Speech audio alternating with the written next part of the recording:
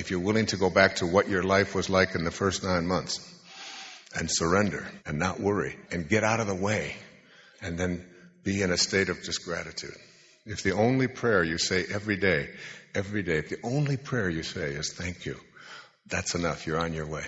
It's staying in that state of gratitude and knowing and never fighting it. And whatever comes, even if it doesn't make any sense to you whatsoever, you embrace it. You embrace it. Because that passion that you feel is God speaking to you, saying, don't die with your music still in you. Don't get to that place. Everything looks different from a distance when you get back. Imagine stepping back and looking at this entire planet from a distance. And I kept thinking about that. And every time I would look at this picture of Lao Tzu and I would ask, and then the day before the writing would be so sweet, so perfect. And I'd call my editor and I'd read it and I'd say, I'm Lao Tzu. What's going on here? I'm going to be speaking Chinese next. It was overwhelmingly powerful to do this. From a distance, I've been sitting there writing across the miles and across the centuries, listening to someone speak to me. When I don't even hear the voice, I just let it flow.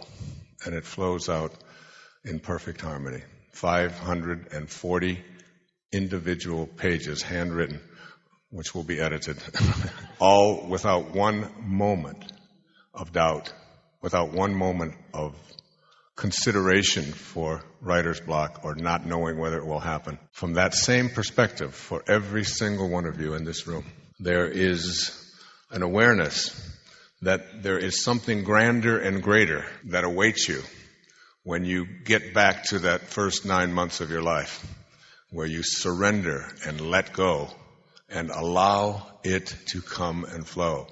I want to read something to you from Carl Jung. The morning of our life doesn't have anything to do with your age. Some people never have a morning of their life, like Jesus, Lao Tzu, Buddha, Zoroaster, the great spiritual teachers. They just show up, and they don't have to go through certain kinds of things that we are trained. But I had a morning of my life and an afternoon, and I'm in an evening. The morning of our lives, we are taught certain things from the time that we emerge from the womb. And what we are taught when we emerge from the womb is almost everything the opposite of living Tao consciousness, living the hidden virtues, living God realization. You learn from the people around you who are doing their absolute best to raise you to be good citizens, very likely.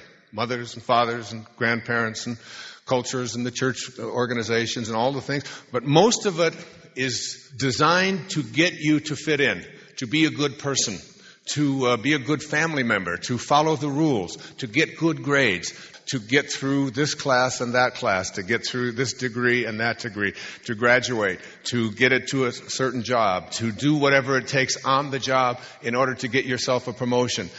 And it's about fitting in, all of which are non-Tao principles. That doesn't matter. It's not about the Tao when you're getting the morning of your life. And then something happens.